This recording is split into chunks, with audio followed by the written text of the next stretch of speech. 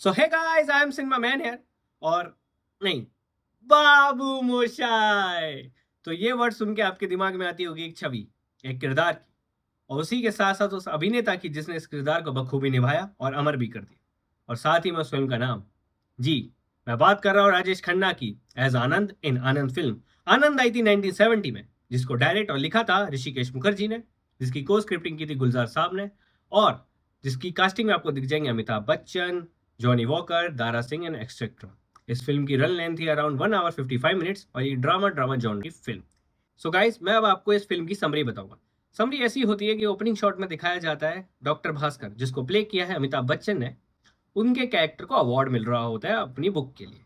जब उनको स्पीच के लिए बुलाया जाता है तब वो बताते हैं कि आनंद कोई फिक्शनल कैरेक्टर नहीं है, बल्कि वो एक रियल लाइफ कैरेक्टर है जो मैंने अपनी बुक में लिखा है। और फिर फिल्म जाती है फ्लैशबैक में, और पूरी फिल्म हमें फ्लैशबैक में दिखाई जाती है। आनंद के सभी पहलू हमें दिखाए जाते हैं, उसके ट्रेट, उसकी बैक स्टोरी, वो कैसा था, क्या क्या करता था, और उसकी डेथ भी। और मूवी फ्लैशबैक में एंड होती है। अब मैं बताऊंगा इस फिल्म का सबसे ब्यूटीफुल पार्ट, जो खुद है आनंद। आनंद को प्ले किया था राजेश खन्ना साहब ने। और क्या प्ले किया है, इतना बखूबी, इतना शानदार अभिनय किया है कि आनंद सुनते उनका चेहरा और उनके बोले हुए आइकॉनिक डायलॉग्स आपके दिमाग में आ जाते हैं। सो या सो हमें आनंद के बारे में बताया जाता है। आनंद का इंट्रोडक्शन ऐसा होता है कि जब डॉक्टर भास्कर और उनके दोस्त कुलकर्णी बात कर रहे होते हैं, तभी आनंद की एंट्री होती है। आनंद बहुत चहकता है, बड़ा खुश मिजाज है, जिंदगी खुल के जीता है, हर बात में बड़ बड़ बड़ बोलता रहता है, मजाक करता रहता है। तब देखो, तभी इसी बात से थोड़ा इरिटेट होकर अमिताभ बच्चन का कैरेक्टर डॉक्टर भास्कर उससे कहता है कि तुम्हें पता है तुम्हें क्या है, तुम्हें क्या बीमारी है। तब वो बोल देता है कि उसको पता है कि उसको इंटेस्टाइन कैंसर है और वो मरने वाला है 6 महीने या उससे कम के अंदर, और इस बात को उसे पछतावा नहीं है। और तभी वहां पे वो आइकॉनिक डायलॉग आता है, बाबू मोशाय, जिंदगी बड़ी होनी चाहिए, लंबी नहीं।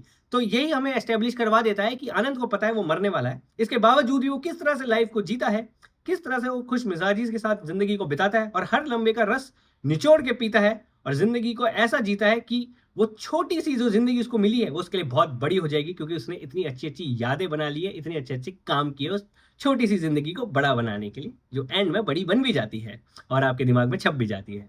सो या इसके बाद हमें आनंद के बारे में बताया जाता है। इसी फिल्म में आगे जब फिल्म बढ़ती है तो हमें बताया जाता है आनंद की बैक स्टोरी। आनंद पाकिस्तान से आया होता है, वो दिल्ली में जब अपने रिश्तेदारों के पास रहता है तो रिश्तेदारों को वो आंखों को भाता नहीं है और फिर वो छोड़ देता है उनको। फिर वो एक लड़की से प्यार करता है, लेकिन उस लड़की की शादी हो जाती है।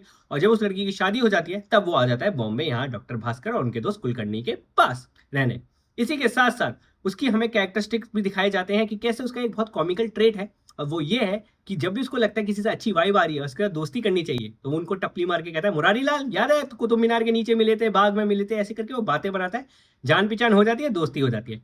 लेकिन सिर्फ एक कैरेक्टर होता है जो इसकी एक्टिंग में समझ जाता है, और वो होते हैं जॉनी वॉकर, जिन्होंने इस मूवी में किरदार निभाया है ईसा भाई सूरत वाला, वो थिएटर आर्टिस्ट होता है। तो वो आनंद की इस चीज को पकड़ लेता है, दोनों की दोस्ती हो जाती है। फिर वो आनंद को थिएटर दिखाने ले जाते हैं, वहां पे भी वो बहुत आइकॉनिक डायलॉग बोलते हैं कि कैसे हम लोग लाइक ईश्वर की सब लोग कठपुतलियां हैं, कौन कैसे मरेगा किसी को नहीं पता, कभी भी किसी की रस्सी कट सकती है, जाना सबको है, लेकिन कौन और कैसे जाएगा ये किसी को नहीं मालूम, सिर्फ उसको मालूम है।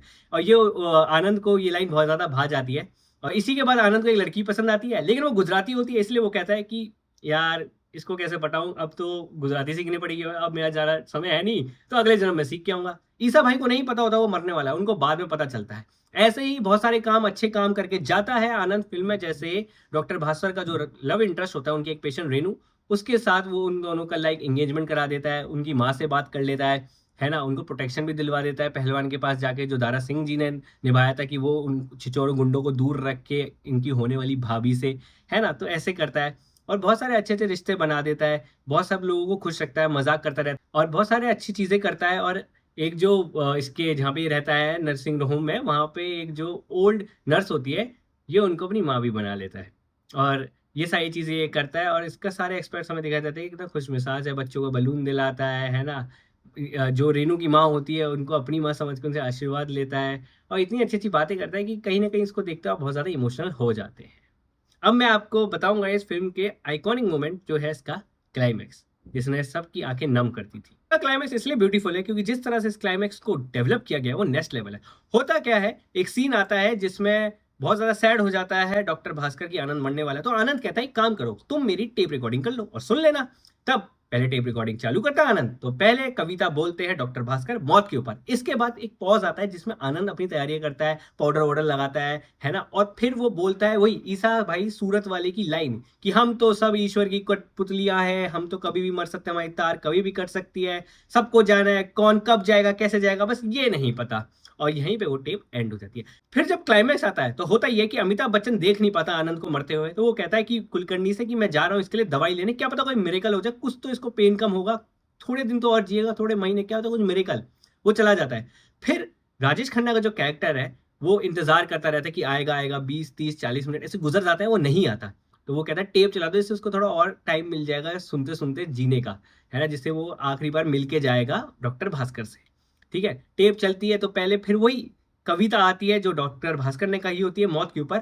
लेकिन जब तक डॉक्टर भास्कर लौट के आते हैं, वो पॉज आ चुका होता है टेप में, जब आनंद पहले वाले सीन में अपने लाइक ऊपर पाउडर लगा रहा होता है और आनंद इसमें डेथ हो जाती है। तब डॉक्टर भास्कर आते हैं, बोलते हैं कि तुम मर नहीं सकते, तुम मर नहीं सकते, तुम्हें बोलना होगा, तुम इतना बोलते बोलते मेरा दिमाग खराब, तुम्हें बोलना पड़ेगा। और तभी उस पॉज के बाद एकदम से वो लाइन आती है, बाबू मोशाय हम तो सब रंगमंच की कठपुतलियां हैं, और इतना आइकॉनिक हो जाता है कि वो सीन आपको इतना रुला देता है और आपका मन होता है कि यार आप भी डॉक्टर भास्कर के साथ उनके पास जाके आनंद को उठाएं। इतना हार्ट टचिंग, इतना लाइक क्लाइमेटिक मोमेंट होता है कि वो आपकी मेमोरी में छप जाता है, जैसे मेरी छप रखा है यार। मैंने आपको पूरा बता दूं, मेरे अभी भी दिमाग में चल रहा है, क्या आइकॉनिक था वो। सो या अब मैं आपको बताऊंगा कि इस फिल्म ने कैसे पायनियर सेट किया था मिडिल सिनेमा का। ये फिल्म लूजली बेस्ड है ऑन अकीरा कुरोसावा इकुरू, और ये एक मिडिल सिनेमा की फिल्म है। मिडिल सिनेमा इसी फिल्म से चालू हुआ था। मिडिल सिनेमा क्या है?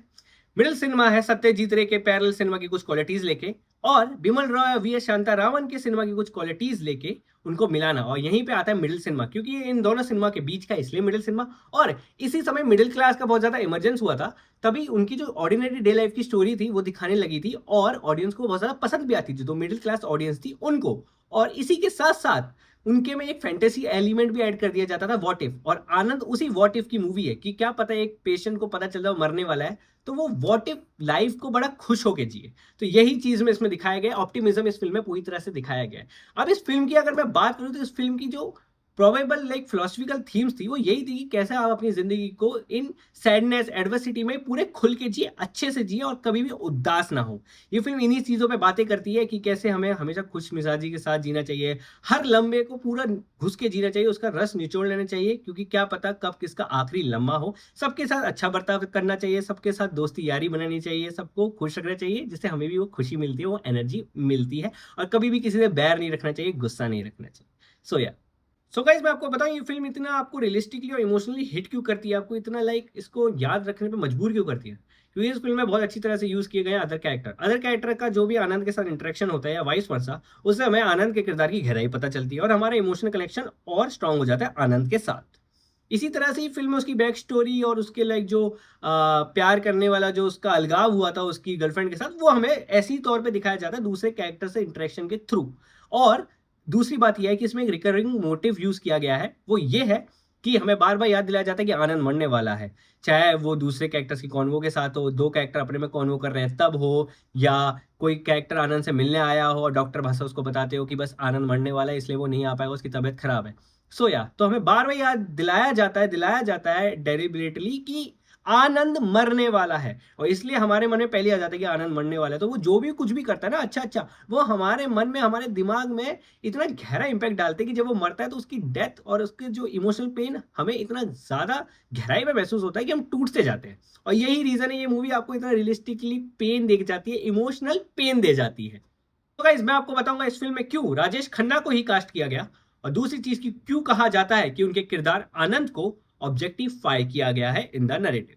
अब पहली बात यह कि क्यों राजेश खन्ना जी को कास्ट किया गया, वो इसलिए क्योंकि पहले ऋषिकेश मुखर्जी ने किसी और को लेने की सोची थी, लेकिन वो भी ये जानते थे कि राजेश खन्ना को मैं स्क्रिप्ट पढ़ाऊंगा तो बजट बहुत मांगेगा, उनके पास इतने पैसे थे नहीं। लेकिन जब राजेश खन्ना ने स्क्रिप्ट पढ़ी तो उनका दिल आ गया, उन्होंने कहा मैं पैसे दूंगा पर मुझे ये फिल्म करनी है, यही किरदार मुझे करना है, और ऐसे राजेश खन्ना जी कास्ट हुए। दूसरी चीज ये भी थी कि राजेश खन्ना उस समय के लाइक ऑब्वियसली वो फर्स्ट सुपरस्टार थे इंडिया के, और उस समय भी वो अपने लाइक करियर के पीक पे थे, और उन्होंने ये मूवी की तो एक तो फ़िल्म का सक्सेस होना गारंटी था क्योंकि ऑडियंस सिर्फ़ राजेश खन्ना के नाम से खींचती चली आती। अब मैं दूसरी बात करूँ कि क्यों कहा जाता है कि उनके किरदार को उनके थ्रू ऑब्जेक्टिफ़ाई किया गया है या उनके किरदार को ऑब्जेक्टिफ़ाई किया गया है, वो इसलिए क्योंकि राजेश खन्ना जैसा जब सुपरस्टार ऐसा किरदार करेगा, जो स्टोरी का सेंटर पॉइंट है, तो जो भी उसके आस-पास घटेगा, उसको ऑडियंस देख के यही सोचेगी कि अरे! हमारे सुपरस्टार के साथ ये हो रहा है और हमारा सुपरस्टार मर गया। तो उनको आनंद के साथ एक ऑटोमेटिकली इमोशनल कनेक्शन फ़ील होगा, जिससे वो जब राजेश खन्ना की डेथ देखेंगे एज आनंद तो वो टूट जाएंगे और जो फिल्म का इमोशनल वेटेज है वो अपने आप बढ़ जाएगा।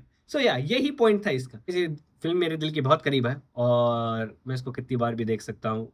मैं इसकी टीचिंग को कभी नहीं भूलूंगा, live your life to the fullest. और अल्टीमेटली ना तो ये फिल्म सत्यजीत रे के सिनेमा जैसी है, ना बिमल रॉय के। ये फिल्म है अबाउट मेकिंग अ डिफरेंस, जिसने अपने समय में डिफरेंस बताया, मिडिल सिनेमा का इसने स्थापना की, पाइनियर बनी। और साथ ही साथ बिना राजेश खन्ना के पॉसिबल नहीं हो पाता, जिन्होंने आनंद को अमर कर दिया। इसलिए आनंद कभी मरता नहीं। I hope you like my review and please like, subscribe and share for more videos like this. So yeah, let's meet again.